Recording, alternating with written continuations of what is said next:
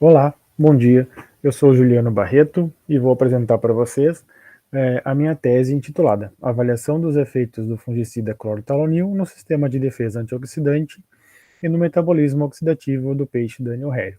Este trabalho tem como orientação o professor doutor Carlos Eduardo da Rosa. Né? A Organização das Nações Unidas considera que a população mundial atingiu cerca de 7,6 bilhões de pessoas no ano de 2017 e que esse número possa chegar a 8,6 bilhões em 2030. Né?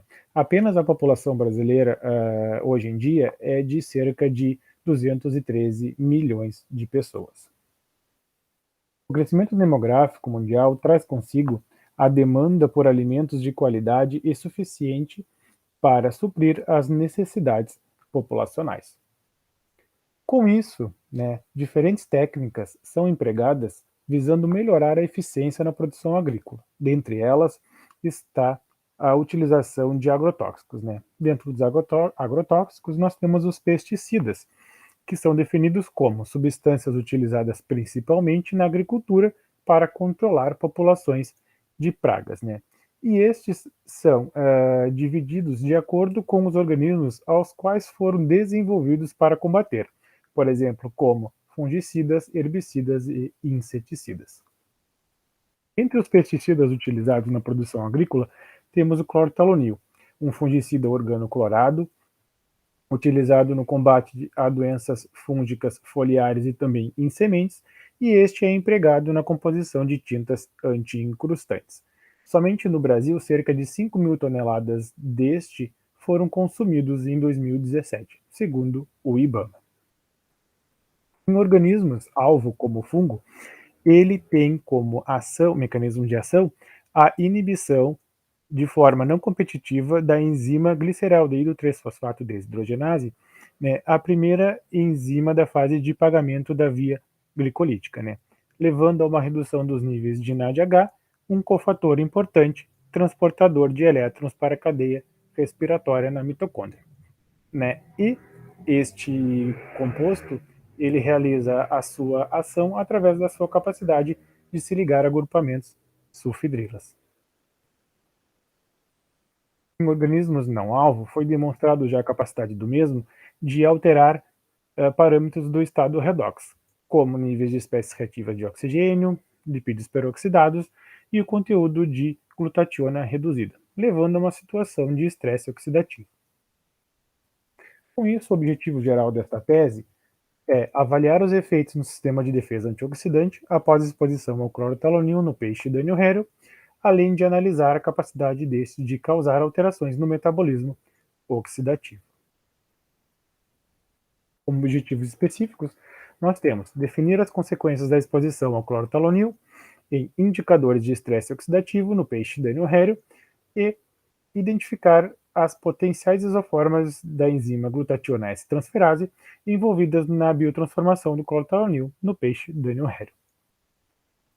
Com isso, nós geramos o primeiro artigo, publicado na revista Aquatic Toxicology, intitulado Clorothalonil causa alteração do estado redox, levando à geração de estresse oxidativo no Daniel Hare. Então, após a aprovação na CEUA desta universidade, nós fizemos a compra destes organismos e a aclimatação nas instalações do ICB e realizamos os experimentos de exposição, onde nós tínhamos 3 grupos experimentais, um controle, DMSO, e 2 concentrações de clorothalonil, 0,1 e 10 microgramas por litro. Nós tivemos 2 tempos de exposição, 4 e 7 dias, um N de 6 por grupo, e os experimentos foram realizados em triplicatas. A troca de água foi realizada a cada 24 horas e uma nova reexposição realizada. Ao final de ambos os períodos de exposição, nós realizamos a eutanásia desses animais em benzocaína e as brânquias e fígados foram retiradas para posterior análise. Com relação aos níveis de espécies reativas de oxigênio, nós observamos um aumento de ROS nas brânquias de organismos expostos a maior concentração em 4 dias de exposição. Com relação à capacidade antioxidante total contra radicais peroxil, ACAP, Houve também um aumento, né, de ACAP nas brancas de organismos expostos a maior concentração de clorotalonil em 4 dias e uma redução da ACAP, né, em brancas de organismos expostos a ambas as concentrações de clorotalonil após 7 dias de exposição. Com relação à atividade da enzima GST, nós observamos um aumento da atividade da mesma em brancas de organismos expostos a maior concentração, tanto em 4 quanto em 7 dias. Com relação à atividade da enzima catalase, foi observada uma redução desta enzima, da atividade dessa enzima, em brancas de organismos expostos a menor concentração em 7 dias, nas brancas, e em fígado nós observamos também uma redução em 4 dias de exposição para ambas as concentrações de clorotalonil. Com relação à atividade da SOD, foi observado um aumento no fígado de organismos expostos a menor concentração após 7 dias de exposição. Com relação à atividade da enzima GCL, observamos um aumento da atividade desta enzima em brancas de organismos expostos a maior concentração após 4 dias de exposição. Já com relação aos níveis de GSH, foi observada uma redução dos níveis de GSH em brancas de organismos expostos a menor concentração após 4 dias de exposição.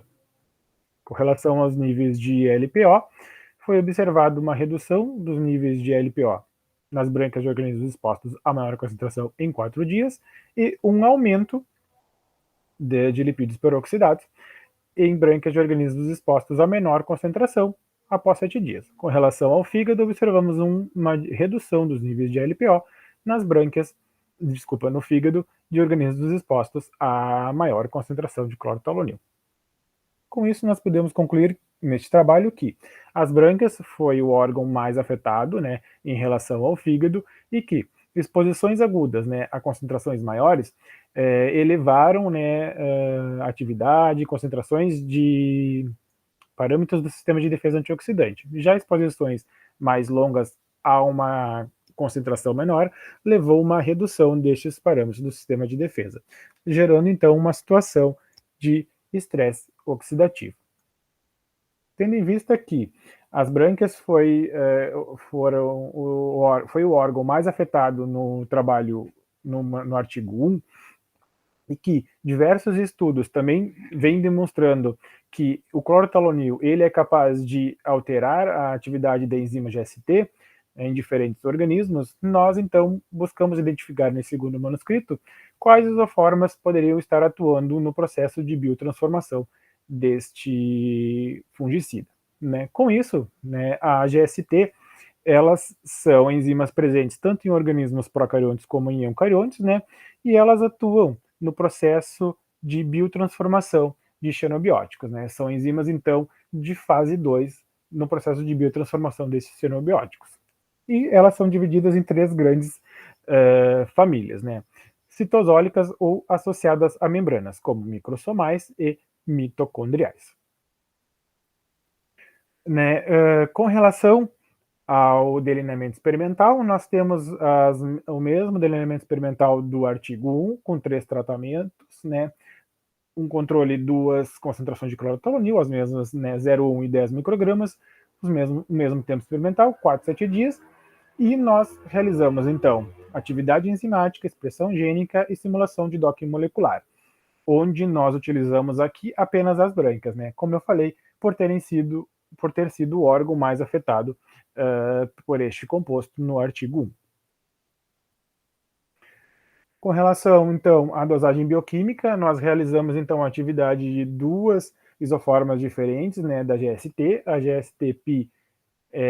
GST-Pi, isoforma Pi, onde nós utilizamos um substrato específico, né, o ácido itaclínico, e a GST-alfa, onde nós utilizamos o NBDCl, que é um substrato específico para esta enzima. Com relação à expressão gênica, nós realizamos PCR em tempo real.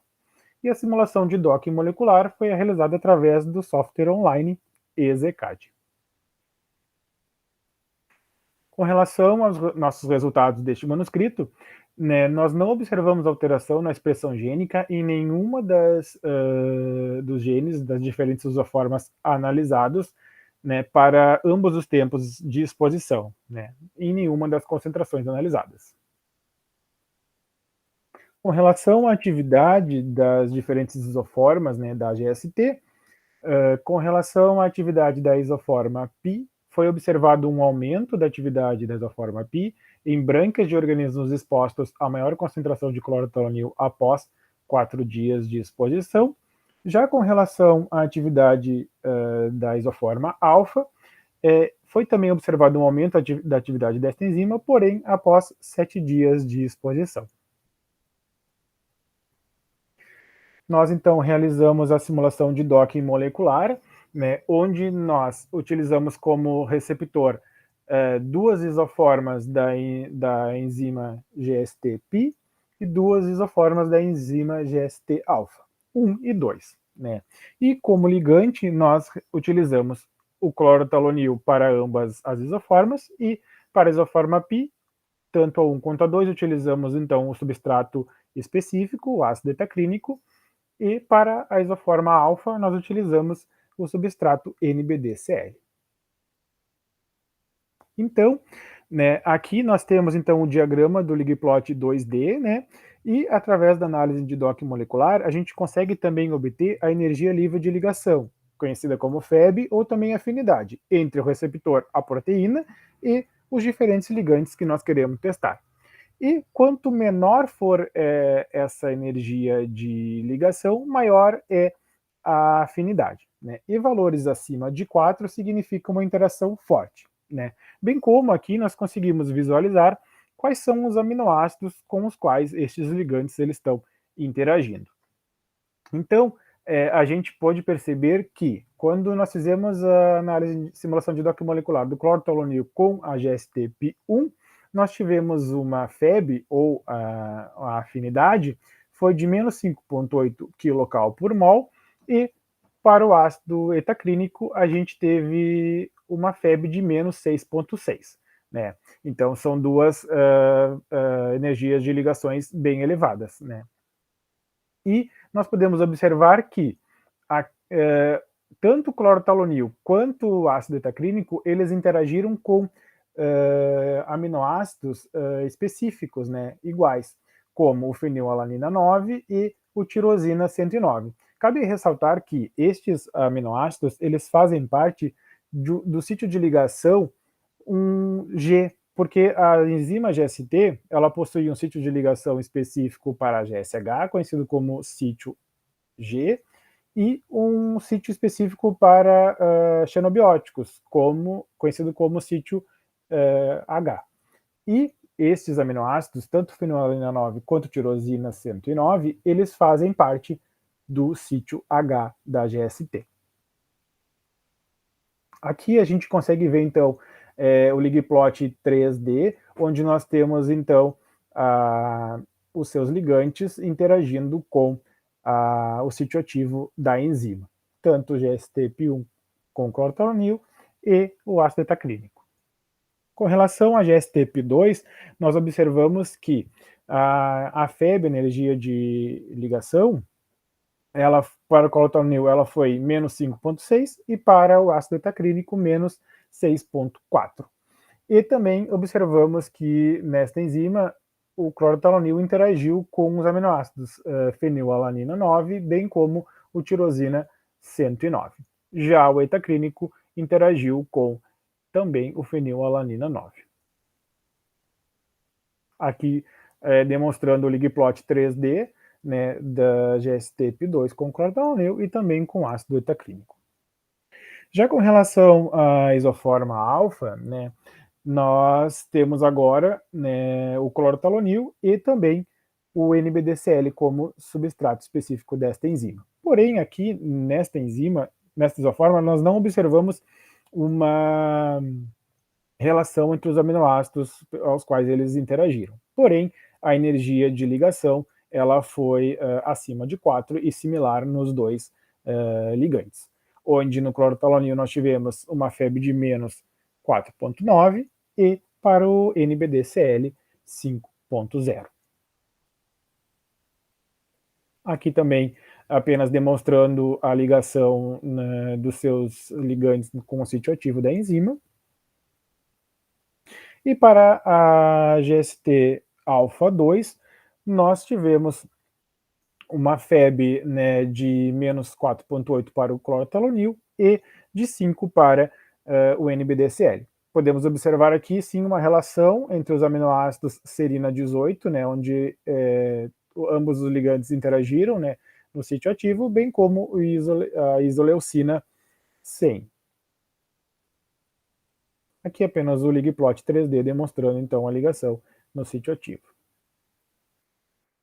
Com isso, a gente pode concluir que, né, este foi o primeiro trabalho a demonstrar que as isoformas da GST-Pi1, desculpa, GST-Pi e alfa, elas atuam na biotransformação do clorotalonil, e também propomos pela primeira vez o uso de ferramentas in silico baseada na simulação de docking molecular para explicar as interações do clorotalonil com a enzima GST.